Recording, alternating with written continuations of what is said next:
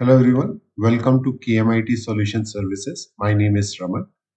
Last lecture में हमने देखा था इंस्ट्रक्शंस इन सी लैंग्वेज, तो इनको हम थोड़ा सा और डिटेल में देखते हैं, डिक्लेरेशन इंस्ट्रक्शंस को। तो वन बाय वन मैं ये सभी इंस्ट्रक्शंस लूंगा और इसको हम डिस्कस करेंगे।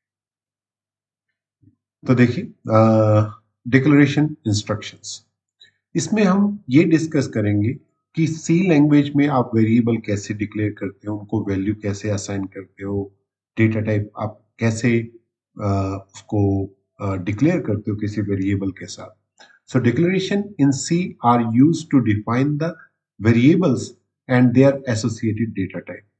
They provide the information to compiler about the type of data a variable can hold, allowing the compiler to allocate the memory for the variable appropriately. Okay, so आपको क्या करना पड़ेगा, हमने लास्ट लेक्चर में देखा, आप कोई वेरिएबल डिक्लेयर करते हैं तो हम ऐसे डिक्लेयर करते हैं इंट, एज, फ्लोट, सैलरी। तो कुछ और भी डिक्लेरेशन वेज हैं वेरिएबल्स को डिक्लेयर करना और इनिशियलाइज करने के लिए। जैसे फॉर एग्जाम्पल यहाँ पे हमने सिर्फ डिक्लेयर किया है वेरिएबल को, लेकिन अगर हम इनिशियलाइज करना चाहते हैं तो हम डायरेक्टली इनिशियलाइज भी कर सकते हैं। तो अगर ये हमने लास्ट टाइम प्रोग्राम बनाया था, इसको मैं डिलीट करता हूँ और इस पर मैं लिखता हूँ इंट एज इक्वल्स टू 20। तो यहाँ पे मैंने एज को डिक्लेयर किया प्लस उसको इनिशियलाइज किया। आप ऐसे भी कर सकते हैं, इंट से एन एग्जाम्पल मैं एक सिंपल वेरिएबल ले रहा हूं ए कॉमा बी, तो मैं दो वेरिएबल डिक्लेयर कर रहा हूं ए और बी। तो यहां पे देखिए मैंने एक वेरिएबल लिया स्कोर जो कि इंटीजर टाइप का है, 100 वैल्यू उसको असाइन की, सेमीकोलन लगाना है एंड में, ठीक है, क्योंकि ये टर्मिनेशन को इंडिकेट करता है कि ये पर्टिकुलर स्टेटमेंट टर्मिनेट हो गई है। ठीक है, यहाँ पे मैंने तीन वेरिएबल डिक्लेयर किए एक्स वाई जेड। आप तीनों को वैल्यू असाइन करना चाहते हैं तो आप आपने ये तीन दो वेरिएबल, अगर मैंने यहाँ पे A comma B comma C या X Y Z, X Y and Z, ये तीन वेरिएबल ली और मैं लिखा x equals to Y and y equals to z and z equals to 20। So इसका मतलब ये हुआ कि x, y और z ये तीनों जो है इनकी वैल्यू 20 है। तो अगर आप प्रिंट कराएंगे, अगर मैं लिखूं print f and x equals to percentage t, ठीक है, इंटीजर टाइप वेरिएबल्स है, y equals to percentage t and z equals to percentage t, और मैं यहाँ पे इसको प्रिंट करा देता हूँ x कॉमा वाई कॉमा सी। सो देखते हैं क्या वैल्यू आती है। ये तो मैंने यूज किया नहीं वेरिएबल, इसको मैं हटा देता हूँ फॉर द टाइम बिंग। इसको सेव कर देते हैं और इस screen control L two clear the screen. ये पावर शेल का टर्मिनल है। अब मैं इसमें a.exe को एग्जीक्यूट कर रहा हूं, तो आप देखोगे कि x की वैल्यू 20 है, y की वैल्यू 20 है और z की वैल्यू 20 है, राइट। सो अब अगर मैं इसको ऐसे करता, देखिए एक इंटरेस्टिंग फैक्ट देखते हैं यहाँ पे, इसको मैं कमेंट कर देता हूँ और मैं यहाँ पे इक्वल्स टू 20 करता हूँ, ठीक है। तो सेव कर दें, अभी देखते हैं क्या वैल्यू आती है। इसको मैंने एग्जीक्यूट किया और इसको एग्जीक्यूट किया। अभी देखो क्या हुआ कि z की वैल्यू तो 20 है, लेकिन x और y की वैल्यू कुछ अलग ही नंबर आ गई, क्योंकि यहां पे मैंने z की वैल्यू तो 20 की, लेकिन एक्स वाई की वैल्यू 20 नहीं की, क्योंकि ये तो अभी डिक्लेयर हुए हैं और इनिशियली कोई वैल्यू असाइन नहीं है, तो ये कुछ भी एक रैंडम वैल्यू ले लेगा। लेकिन इस वाले केस में हमने ऊपर पहले डिक्लेयर किया था। देखो अगर मैं इसको कर रहा हूं, इसको मैंने यहाँ पे डिक्लेयर किया था फर्स्ट, फिर उसके बाद इनिशियलाइज किया x इक्वल्स टू। तो ये थोड़ा सा आपको इंस्ट्रक्शंस थोड़ा सा माइंड में रखिए कि कैसे इसको इनिशियलाइज करना है, ठीक है। तो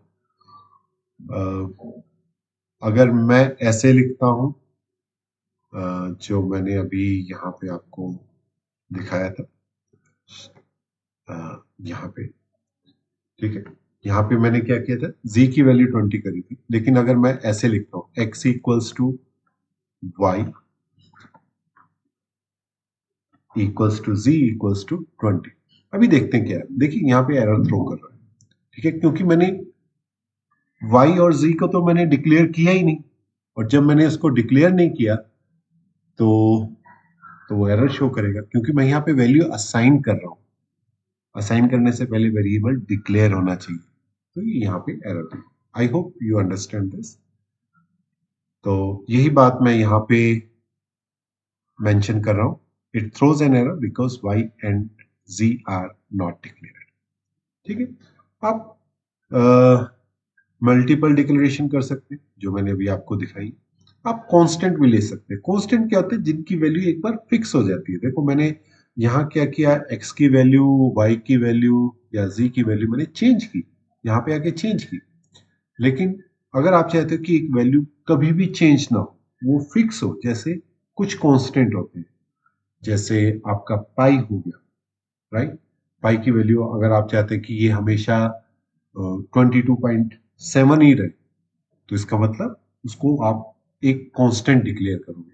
तो कांस्टेंट डिक्लेयर करना इजी है, कोई डिफिकल्ट नहीं है।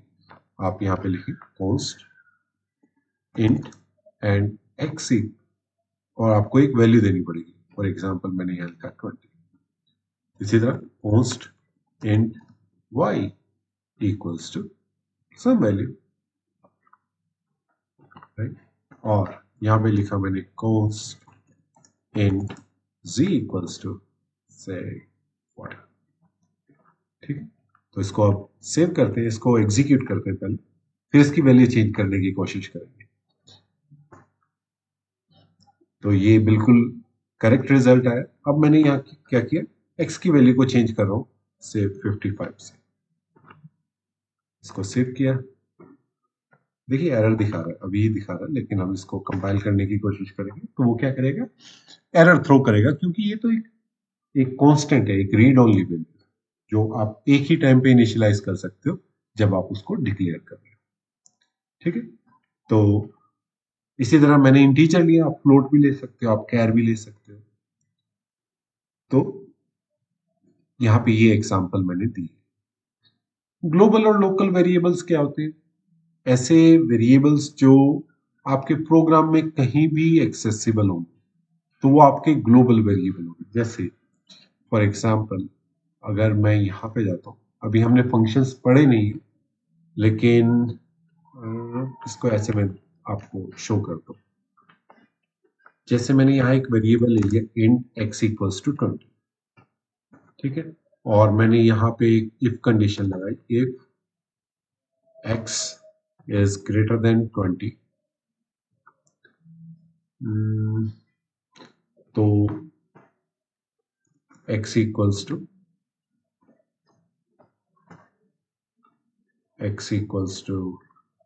30 करते हैं, कुछ भी एक ऐसे ही लॉजिकल वे में लिख लो, या मैं यहाँ पे लिख देता हूँ इंट x, ठीक है, और मैंने यहाँ लिखा इंट x इक्वल्स टू 30 करते हैं।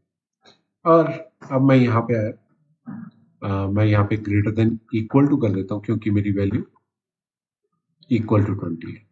और यहाँ पे अब मैं प्रिंट कराता हूँ, प्रिंट f, और मैंने यहाँ लिखा percentage x equals to percentage t comma x, तो मैं x को प्रिंट कर रहा हूँ। तो x क्या है 20, x की value greater than equals to 20 है, तो वो 30 हो जानी चाहिए। तो अब इसको हम कंपाइल करते हैं और देखते हैं क्या रिजल्ट आता है। तो कंपाइल हो गया ये, देखिए x की वैल्यू 20 आई, क्योंकि ये एक ग्लोबल वेरिएबल है। इस मेन फंक्शन के अंदर ये एक ग्लोबल है। इसका स्कोप कहां से स्टार्ट हो रहा है, इसका स्कोप यहाँ मेन से स्टार्ट हो रहा है, और कहां खत्म होगा, जहां मेन ब्लॉक खत्म हो रहा है, ठीक है। मैं एक एक्सक्यूज चाहूंगा आपसे, मैं लिख नहीं रहा रिटर्न 0, लेकिन ये इट्स ए गुड प्रैक्टिस कि आपको रिटर्न 0 लिखना है, ओके। तो यहाँ पे क्या है कि यहाँ पे मैंने x की वैल्यू ली, मैंने लिखा क्या x greater than equals to 20 है, करेक्ट। तो यहाँ पे मैंने एक और वेरिएबल डिक्लेयर किया, ये जो वेरिएबल है ये हमारा लोकल वेरिएबल है। ठीक है, ये एक लोकल वेरिएबल है। क्यों? क्योंकि ये with in if condition declare हुआ है। इसका स्कोप कहां है? इसका scope with in if condition है। जब एक्स की वैल्यू 30 हुई, अगर आप देखना चाहेंगे यहाँ पे, अगर मैं लिखूंगा यहाँ पे प्रिंट एफ और यहां लिखूंगा एक्स इक्वल्स टू, और I will say local variable x equals to percentage t, और यहां पे मैं x को प्रिंट कराता हूं। तो एक बार इसको चलाते हैं प्रोग्राम को। तो देखिए x की वैल्यू 30 है, लोकल वेरिएबल x, ठीक है, और दूसरा x की वैल्यू 20 आई है। यहां स्लैश एन लगा देते हैं, इसको सेव करते हैं, इसको दोबारा एग्जीक्यूट करते हैं। तो देखिए local variable x equals to 30 आए, इसका मतलब ये कंडीशन चली, लेकिन x, ये x अलग है। अब ये x इस लोकल वेरिएबल को इंडिकेट कर रहा है, और ये x जो है ये ग्लोबल वेरिएबल, क्योंकि ये वाला तो यहीं पे डिस्ट्रॉय हो गया इस लूप के एंड होते ही, if sorry not loop, if condition के ब्लॉक से बाहर आने से पहले ही वो डिस्ट्रॉय हो गया। तो ये ग्लोबल और लोकल है।